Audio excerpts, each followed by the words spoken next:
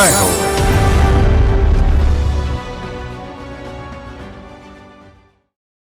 నమస్కారం. సామాన్యుల అసమాన విజయగీతిక ఈటీవీ జయహోకు స్వాగతం.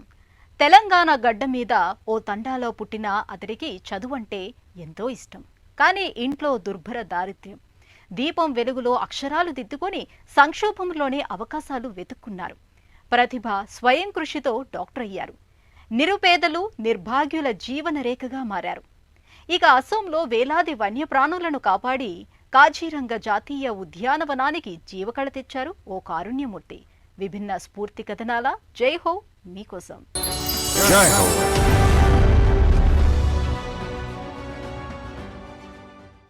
గిరిజన తండాలో చైతన్య దీపం, ఆరోగ్య సంరక్షణలో నేడు నిరుపేదల ఆశాదీపం. ఆ ఆశయ శిఖరం ఓరుగల్లు జిల్లా తూర్పు తండా నుంచి వచ్చిన డాక్టర్ రవీంద్ర చౌకీదార్. పేదల శ్రేయస్సుకు సుశ్రుత ఫౌండేషన్ను నెలకొల్పారు. మహబూబాబాద్ జిల్లాలో ఆసుపత్రి నిర్మించి మెరుగైన వైద్య సేవలు అందిస్తున్నారు. వైద్య విద్య చదివే పేద విద్యార్థులకు ఆర్థికంగా తోడ్పడుతున్నారు.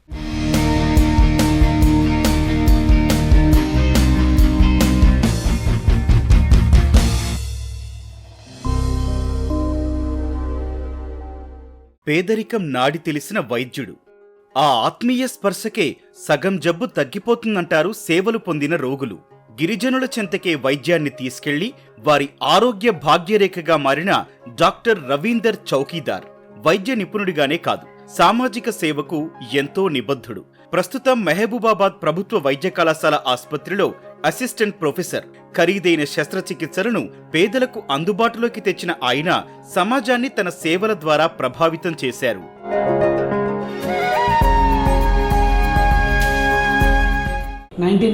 లో నా మిత్రుడు బాలావత్ భిక్షపతి, తను ఈ ఆశ్రమ స్కూళ్ళలో మనకు 3 పూటలు తిండి పెడతారు, బట్టలు ఇస్తారు, పుస్తకాలు ఇస్తారు, వ్యక్తిగత అవసరాలకు కావాల్సినటువంటి అన్ని సౌకర్యాలు కల్పిస్తారని ఒక ఆశ్రమ స్కూల్ని నన్ను, నా మిత్రుడు ఇంకో మోహన్ అని మేము ముగ్గురం ఇంట్లో నుండి వెళ్ళిపోయామన్నమాట. గంగారం అనే విలేజ్కి వెళ్ళాము. ఆ గంగారం అనే విలేజ్లో ఒక చిన్న AUPS ఆశ్రమ upper primary school, Jaganmohan Reddy sir అని HM ఆ స్కూల్కి మాకు కావాల్సిన అన్ని వస్తువులు ఇచ్చి మేము అక్కడ చదువుకొని మాకు ఒక ఆశ్రయం కల్పించారు సార్. డాక్టర్ రవీందర్ 2006లో Sushruta foundation for health, culture and education ను స్థాపించారు. ప్రాచీన శస్త్రచికిత్స నిపుణుడు సుశ్రుతుని పేరిట 2017లో అధికారికంగా రిజిస్టర్ చేశారు. తక్కువ ఖర్చుతో శస్త్రచికిత్సలు అందించటం ఈ ఫౌండేషన్ ముఖ్య ఆశయం. గుళ్లు నిర్మించే వారికి సాయపడుతోంది.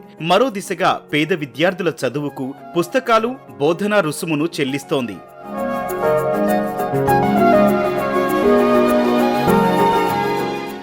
సుశ్రుతుడు ఏంటంటే శస్త్రచికిత్స ద్వారా ఒక రోగిని ఏ విధంగా ఉపశమనం కలిగించాలి. సుశ్రుతుడి కాలం ఏంటిది, ఆ కాలంలో ఆయన చేసినటువంటి శస్త్రచికిత్సలు ఏంటిది, ఆయన వల్ల ఉపశమనం ఎలా పొందారు అనేది బాగా ఇన్స్పైరింగ్ అనిపించి నేను సుశ్రుత ఫౌండేషన్ అనేది ఏ విధంగా మొదలు పెట్టాలని అప్పట్లో 2006-2007లో నాకు బీజం పోసింది. సుశ్రుత ఫౌండేషన్ యొక్క ఆవిర్భావానికి ముఖ్య కారణం ఉస్మానియా మెడికల్ కాలేజ్ చుట్టుపక్కల స్లమ్ ఏరియాస్. సో అందుకే నా యొక్క సనాతన సుశ్రుత ఫౌండేషన్ ఏముంటాయంటే 3 ఐటమ్స్ ఉంటాయి. సనాతన Sushruta foundation for health, culture and education. Doctor Ravinder Telangana రాష్ట్రం వరంగల్ జిల్లా తూర్పు తండాలో పుట్టారు. తండ్రి రోజూ కూలి, రేపటి పొద్దు ముద్ద దొరుకుతుందో లేదు. అలాంటి దుర్భర స్థితిలో పెద్ద చదువులు, భవిష్యత్తు ఆలోచనలు పెద్ద మాటలే. కానీ రవీందర్ అనేక సవాళ్లను అధిగమించి సంక్షోభంలోని అవకాశాలు సృష్టించుకున్నారు. చిన్న తండా నుంచి వచ్చి పెద్ద సర్జన్ కావటం వెనుక ఆయన కృషి, పట్టుదల, దృఢ సంకల్పం నిరుపమానం. తను ప్రేమించిన చదువు కోసం బాల్యంలో ఇళ్లు వదిలి వెళ్లారు. ఆశయం నెరవేర్చుకున్నారు. చదువు అలా సాగిపోయింది.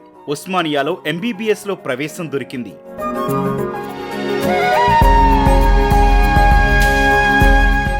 ఒక టీచర్ల సహాయంతో, మిత్రుల సహాయంతో గుంటూరు సిద్ధార్థ కాలేజీలో ఇంటర్మీడియట్ కంప్లీట్ చేసి అక్కడ నుండి డైరెక్ట్ ఉస్మానియాలో 2000 సంవత్సరంలో MBBS ప్రవేశం పొందడం జరిగింది. MBBS ఉస్మానియాలో జాయిన్ అయ్యాక 2006 వరకు MBBS కంప్లీట్ చేసి 2000 సంవత్సరం నుండి 2006 సంవత్సరం మధ్యలో RSS తోటి అనుబంధం జరిగి అక్కడ సేవా కార్యక్రమాలు చేయడం మొదలుపెట్టారు. ఉస్మానియా చుట్టుపక్కల ఉన్నటువంటి అఫ్జల్ గంజ్, చాదర్ఘట్, కింగ్ కోట్ ఏరియాలలో కొన్ని స్లమ్ ఏరియాస్ ఉండేవి అన్నమాట. బస్తీలలో టాబ్లెట్లు ఇవ్వడం, వాళ్ళకు ఆరోగ్యానికి సంబంధించిన సూచనలు ఇచ్చుకుంటూ వాళ్ళలో కలిసి వాళ్ళకు మేము చదువు చెప్పడం అనేది జరిగింది. ప్రభుత్వ ఆధ్వర్యంలో ఆరోగ్య సంరక్షణ లోపాలు, సామర్థ్యలేమిని డాక్టర్ రవీందర్ గ్రహించారు. వైద్యం అందరికీ అందుబాటులోకి తేవటానికి వేదికను ఏర్పాటు చేశారు. అదే తొలుత ప్రస్తావించిన సుశ్రుత ఫౌండేషన్. పేద గిరిజనులకు మెరుగైన ఆరోగ్య సంరక్షణను అందుబాటులోకి తెచ్చేందుకే ఈ ఫౌండేషన్ ఏర్పాటైంది. పేద మహిళ రుక్మిణమ్మకు లక్షల ఖరీదైన శస్త్రచికిత్సను మెహబూబాబాద్ ఆసుపత్రిలో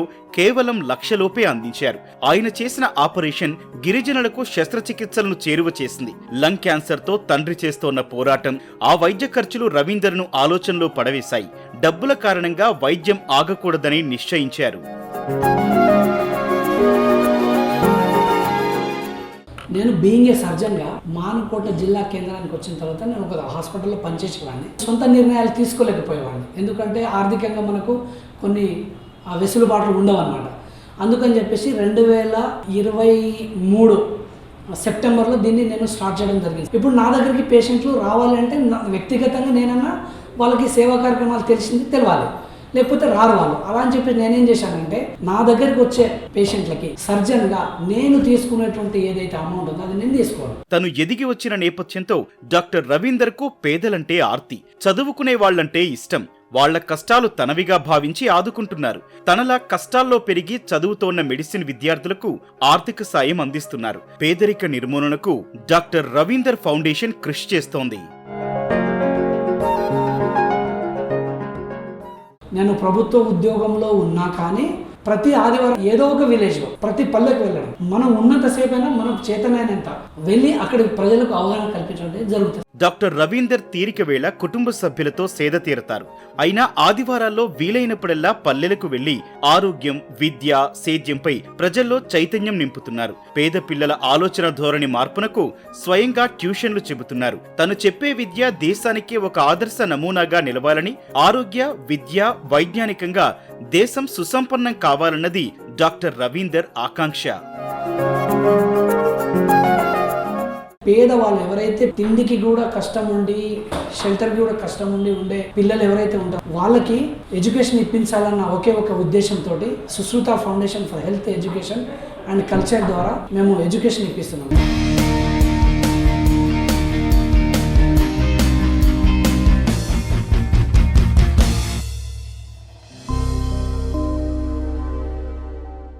మన ప్రపంచం పెద్దదై వన్యప్రాణి ప్రపంచ పరిధి తరిగిపోతుంది. అందుకే అవి వనాల నుంచి జనారణ్యాలకు వచ్చి ప్రమాదాలకు గురవుతున్నాయి. వేటగాళ్ల ఉచ్చులో పడేవి, అక్రమ రవాణాదారుల వలలో చిక్కేవి, ప్రకృతి వైపరీత్యాలతో తల్లడిల్లేవి. అగ్ని ప్రమాదాలు, వరదలు, అడవి జంతువులకు ఆపదలు చుట్టూ పొంచి ఉంటాయి. వాటిని అలాంటి ఉపద్రవాలు, పెను ప్రమాదాల నుంచి కాపాడే ఆపద్బాంధవుడు అస్సోంలో ఉన్నారు. కాజీరంగా జాతీయ వనం పరిధిలో వేలాది వన్యప్రాణులను కాపాడిన ఆ కథానాయకుడు మనోజ్ గొగోయ్ కథ ఇది.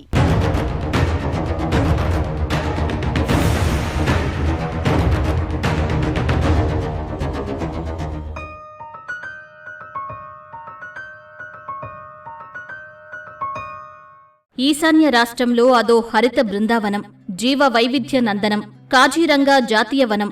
అసోం సగర్వంగా పరిచయం చేసుకునే ఒంటికొమ్ము ఖడ్గమృగాలు, చిరుతలు, చిత్తడి జింకలు, నీటి గేదెలకు నెలవైన నేల. అక్కడ వీటన్నింటినీ కాపాడే ఓ ఆపద్బాంధవుడున్నారు. అసమాన ఖ్యాతి గడించిన ఆ వన్యప్రాణి సంరక్షకుడు మనోజ్ గొగోయ్. కాజీరంగా జాతీయ వనం సమీపంలో బొచగావ్లో పుట్టారు. ఆయనకి చిన్నప్పటి నుంచి ప్రకృతి, ప్రాణకోటి అంటే ఎంతో ప్రేమ. వనజీవులతో అనుబంధంతో బతుకుదెరువుకు బాట వేసుకున్నారు. పర్యాటకుల గైడ్గా, జీప్ డ్రైవర్గా జీవన మార్గాన్ని మలుచుకున్నారు. మనోజ్ నేటిదాకా 6000 జంతువులను ఆపద నుంచి రక్షించారు.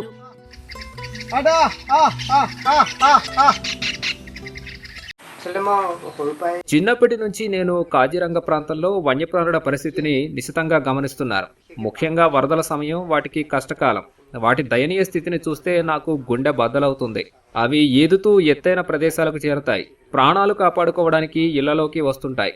రహదారులు దాటుతూ కొన్ని జంతువులు వాహనాలు ఢీకొని చనిపోతుంటాయి. చిన్నప్పుడు తపన ఉన్నా ఏమీ చేయలేకపోయాను. పెద్దయ్యాక చెయ్యాలి అని ఆనాడే అనుకున్నాను. తొలుత నా శక్తి మేరకు వాటిని కాపాడాను. 2025 నుంచి వన్యప్రాణుల సంరక్షణకు అధికారికంగా పనిచేశాను. 2007లో పాములను కాపాడడం ఆరంభించాను. తర్వాత నా పనిని మరింత విస్తృతం చేసుకున్నాను. ఇతర జంతువులను సైతం రక్షించాను. పక్షి జాతులను కాపాడాను. నిత్యం సఫారీ టూర్లు పర్యాటకులకు జాతీయ వనాన్ని పరిచయం చేయటమే మనోజ్ ఏకైక కార్యక్రమం. ఈ క్రమంలో 2005లో సఫారీ టూర్ సందర్భాన బాంబే నేచురల్ హిస్టరీ సొసైటీకి ప్రతినిధి ఆశో వర్మతో పరిచయం మనోజ్ జీవితంలో ఓ మేలుమలుపు. వర్మ ప్రోత్సాహంతో ఆసక్తి పెరిగింది. వన్యప్రాణి సంరక్షణకే అంకితం కావాలని నిర్ణయించుకున్నారు. మనోజ్ 2006లో ముంబైలో నెల రోజులు ప్రత్యేక శిక్షణ పొందారు.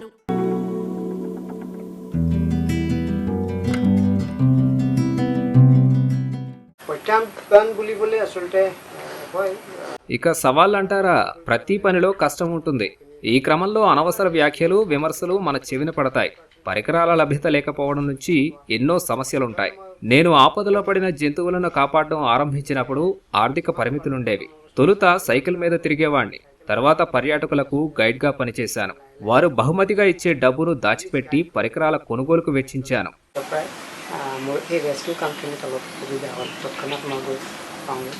2007లో కశ్మీరీ సైకియాతో మనోజ్ వివాహమైంది. ఇటు కుటుంబ జీవనం, అటు వృత్తి ధర్మం సమయంతో సమన్వయం చేసుకున్నారు. 2008లో కొద్దిమంది వాలంటీర్లతో naturalist for rescue of snakes and birds NRSBని నెలకొల్పారు. పాములు, పక్షుల సంరక్షణపై దృష్టి పెట్టారు.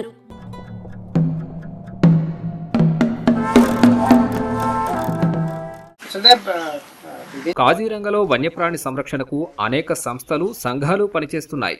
2008లో ఈ ధ్యేయంతోనే నేను ఓ స్వచ్ఛంద సంస్థను నెలకొల్పాను. 2014 నుంచి 20 మధ్య నేను ఉద్యోగిగా కార్బెట్ ఫౌండేషన్తో చాలా సన్నిహితంగా మెలిగాను. జాతీయ ఉద్యానవనంలో వన్యప్రాణి రక్షణకు, చుట్టూ నివసించే ప్రజల సంరక్షణకు కార్బెట్ ఫౌండేషన్ ఎంతో చొరవ తీసుకుంది. వారితో కలిసి పనిచేయడం వన్యప్రాణుల్ని కాపాడే నా చర్యలకు ఎంతో ఉపకరించింది.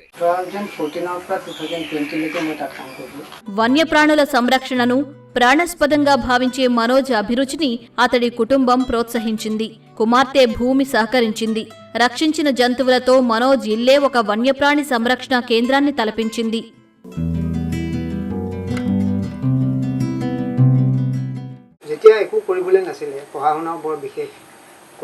నాకు పెద్ద పనేమీ ఉండేది కాదు. అయినా చదువు పూర్తి కాలేదు. మధ్యలోనే వదిలేశాను. బతకడానికి నా సొంతంగా ఏదైనా చేయాలనుకున్నారు. నాకు డ్రైవింగ్ వచ్చినందువల్ల ఒక కారు అద్దెకు తీసుకుని పర్యాటకులకు టూర్లు నిర్వహించాను. 1994 నుంచి పర్యాటకులకు జంతువులు, పక్షుల్ని పరిచయం చేసే గైడ్గా పనిచేశాను.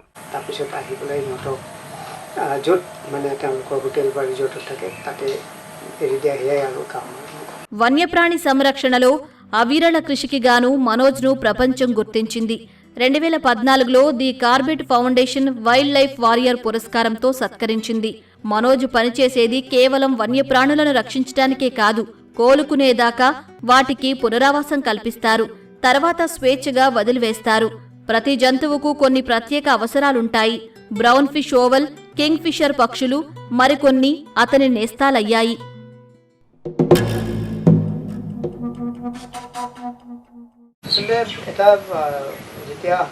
వన్యజీవుల్ని కాపాడడం ఆయా పరిస్థితులకు అనుగుణంగా ఉంటుంది. గాయపడ్డ వాటిని పట్టి చికిత్స చేయడం, తర్వాత సజీవంగా వాటిని వదిలివేయటం. రెస్క్యూ అంటే ఇదే. వేరు వ్యక్తులు సాయపడితే మా పని సులభం. కొన్ని పర్యాయాలు జంతువులు వెదురు పొదలు, కంచెల్లో ఇరుక్కుపోతాయి. కొన్ని సమయాల్లో మన ఇళ్లలోకి వస్తాయి, వలలో చిక్కుకుంటాయి, లేదా రోడ్డు దాటుతుండగా వాహనాలు ఢీకొని గాయపడతాయి. మనోజ్కి వన్యప్రాణుల సంరక్షణలో భవిష్యత్తు ప్రణాళికలు ఉన్నాయి. పాములు, పక్షులను కాపాడే NRSB కార్యక్రమాలను మరిన్ని ప్రాంతాలకు విస్తరించాలని, యువతను ఇందులో నిమగ్నం చేయాలని భావిస్తున్నారు.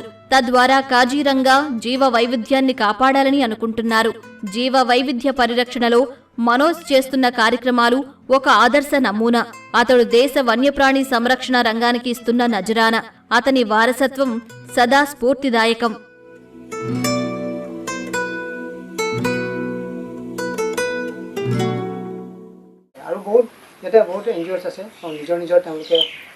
వన్యజీవులు, జీవజాతుల పరిరక్షణపై యువతరంలో అవగాహన తేవడం నా ప్రధాన లక్ష్యాల్లో ఒకటి.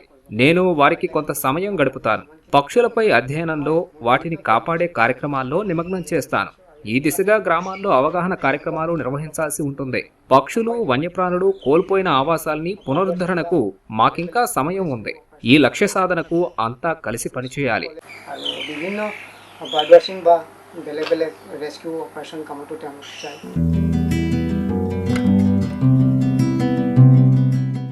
ఒకరు మానవత్వంతో పేదలకు వైద్య సేవలో ఉన్న కరుణామయుడు, మరొకరు ప్రమాదంలో ఉన్న మూగజీవులను కాపాడుతున్న రక్షకుడు. ఇద్దరూ కారుణ్యమూర్తులు, స్ఫూర్తి గీతికలు. మరిన్ని కథనాలతో వచ్చే వారం జైహోలో మళ్లీ కలుద్దాం. నమస్కారం.